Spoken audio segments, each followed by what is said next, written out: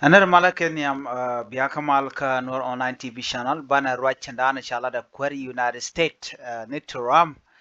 bana jalat. Be latin diala kon ti chalat kitin kon lat karudin ka jan gwa sametin kon ki ngotin cha yat pin Donald Trump bana right ka deportation ta danen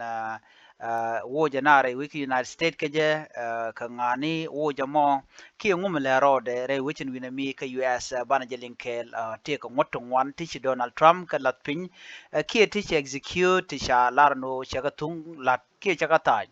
antem do no be kan dial bagala let ko bene dial baka joineten konti dong shirong ko de te kel ga je ki de ru kel ga je re rich gwada dan te ten ke gwada rejiten ken yam kan kono nyam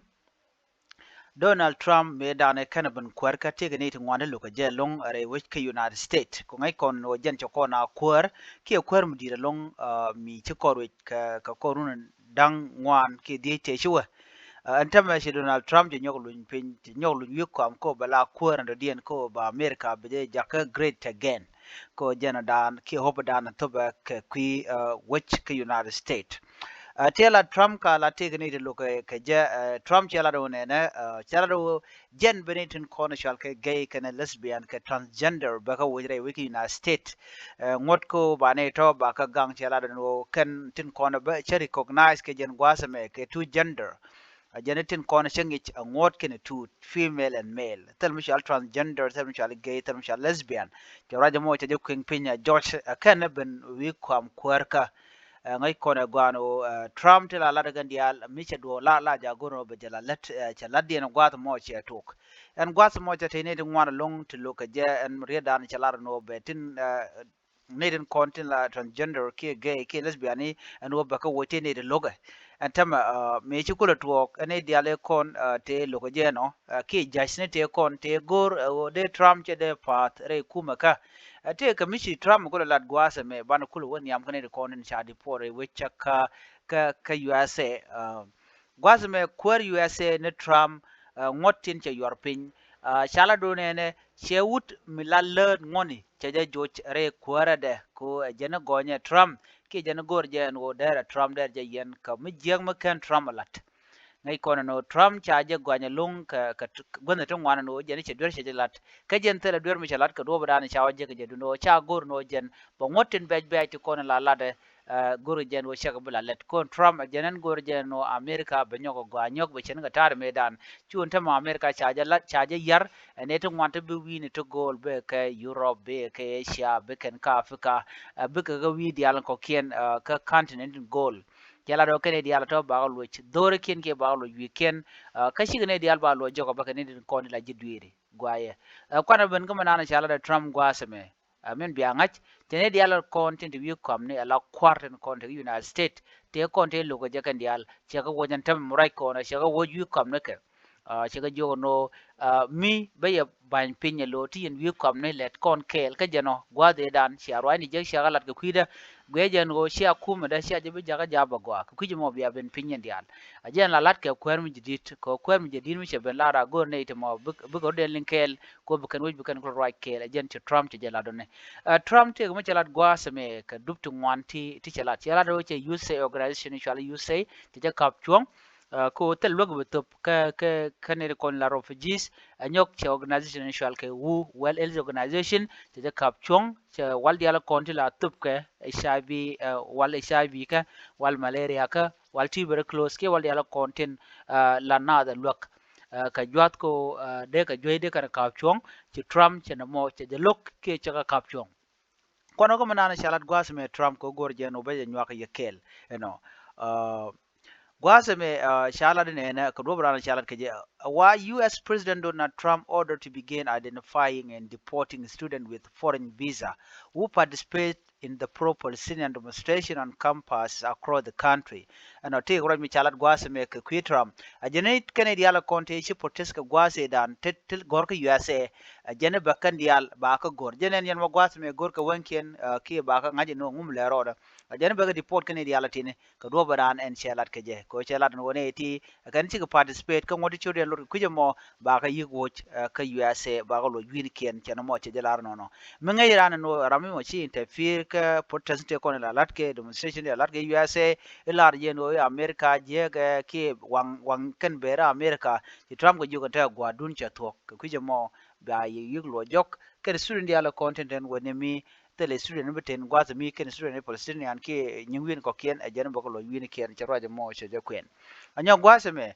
te ga mishalat ka kwi we da na cha yo cha ka chonga je chet ka loga da na top Trump ki top kuma America je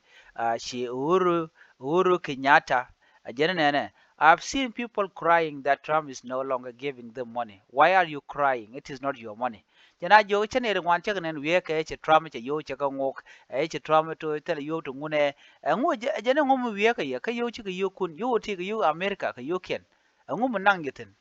a che raj mo che je kwen raj mi chala da gwasa mo raj den gwasa me chala ne ne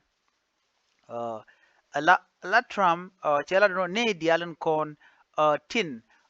tin take HIV and AIDS tin take malaria tin take TB ni no jeni an atugan wala sha wala kon la kam ga ke sha ka ga cha ga binyo kam ke abeje kwene gwasme Trump administration moved to stop supply of life-saving drugs for HIV, malaria, and TB, as well as medical supplies for newborn babies in countries supported by USA around the globe. Jene togon dial chaka kap chonko a jene tela well HIV ka ki malaria ki tuberculosis men jot dial ko kin a jene chaka bu support anymore. Chana mo chaja kap chong kata dan en gore jen go buwin mon bo ka je. Chora je mo chaja kwen. Ena mer din gwas me President Trump administration has told 2 million federal workers they can resign their posts in exchange for 8 months pay in an effort to get rid of people who don't support his agenda. You know, cha working ideality they can let ken they can gopel ko korpen dang badak ko they can ideal kontin look men laden Trump chit ko deportation da na gor ke da na deport ke je tin ni loga cha de in de ba yugun ba your pin ka pes dang badak lo sia belet do be alane letter kontin gur no din la let ka deportation di lat kare wiki United States ngai kona gwan o te ga African te chela chala do baga deport Ethiopia te ne shop ke kidur kurbaro wel jok so Sudan te ne to korjen de bakkel te Kenya te ne ka te Uganda te ne ka Somalia ne to ke kinangwan wi ka Nigeria no ke kinangwan ka togan di al ka te sha lat ki chalat point de en Trump no be ga deport re win tu ngwan long a wona ki wi Arab di al te ram palka ne me shala de Trump ka do badan en la gen go no boy de bagwa ka je share all the eight scale luck di ala kono tobe ka ji humanitarian wi mon ke liu chaka kap chong chero mo che ko ne jenen goro jeno bane di ala kon ten yar ka weida ba ga kon lo jok mite ka logo be top be ko lo top alo shi di ala ro chi ko tok anyo ne di ala kon ten wo kare wiki United States chika ne di al kane di kon lat ke jek jeno kane di ala kon en chalat cha je long kane di ala kon en tin cham ko no wal chit ka drag ni kane di ala kon mas ne kwang ne kon chila tin no ko kori kane di ala kon tin la Trump en go be ka jochi ke ba ka wotre wech ka United States antam right kon che tung tok bane woja ka tel ne de pala na mo mi Trump che jalat anyo ka kor ka changa kal ka pai rawo bi benene te re nyal mo jal mo bi wo ka United States rami mo foreigners ke rami mo jene we wi mi mo dong cha ja kam visa no bo ka United States no lo da ud tin che ne kon te tin la refugees me dong wo we du we ka USA che Trump la no cha ka kap chongo de to to ga ka shanga kel ka pai raw tel ram bo ka United States ka do badan shelat ka de dung do me ram go me ram cha jai ka United States bo ka United States ka refugee ram mo ba je mo ka we do diana ne tin kon tin mo ka ka wi tin kon wo ka tin shirko dong de ranu ka Canada de ranu ka Australia de ranu ka Europe can we to can we kon dong bunatin do no USA a genetal which mugor no be bere we de gen point wo gen e dialon kontechi demonstration jigan la ne ko ne barar ko ken kum United States kum United States na en point em Trump tiara gen e dial te ni de balwo jok mi chaji nen ka video ne te ko ne ken ga record ko te ka civilian camera de tin gen e dialogon dial ba chala do ba ga lo ni ba ga lo wini ken ka do baran chelat ka je chela ne di chigen bu ko bu USA bu kan jaga goa bu kan ko bu kan bi yar ka kujemo ba ka lo jokki ba ga deport si Trump she jalal no mo ka do badan en gweje en go de we da dara gwa ka je te go din ma shanyo kwen gwas me Trump ajene gay ne dia lesbian transgender ne de kon wut kan wut la no kwen karodian shek ne shek la no kwen karodian ajene kan ne dia le ba go re de ka la de USA ke din USA te kan gane de to transgender kan ne ron dia le jene ba ka wo kan ne to du no ngoda kan ne la ta ba ku go gwasen be men che la leden point kela do ne dia la kona tere tijene atila ji una state kala kan o kan e men ka ke wuni cha go jen tam ka tijen cha la ka kuji dana te wuni te tin ko ken ke wuni te jang na ro ne kan men cha kala gwa scale elo jo kan o yen ka yen male ke yen wuni ti ka yen men anyok tene de kon tilla men tilla ro no ke wuni bane cha kan dia la gwa da dana te men te tin cha ra je mo cha je kwen en Donald Trump ka do bran go re jen go bi America ba nyok ka mo gwa ye nyok Trump chỉ đúng long chia cái lật long cái quý cô bị point de en way de na America ba nyok loy goy ga chỉ là no cái giờ one mà chim right con tem mà lại take Michelle Mexico border ne thì chụp cái 13,000 ki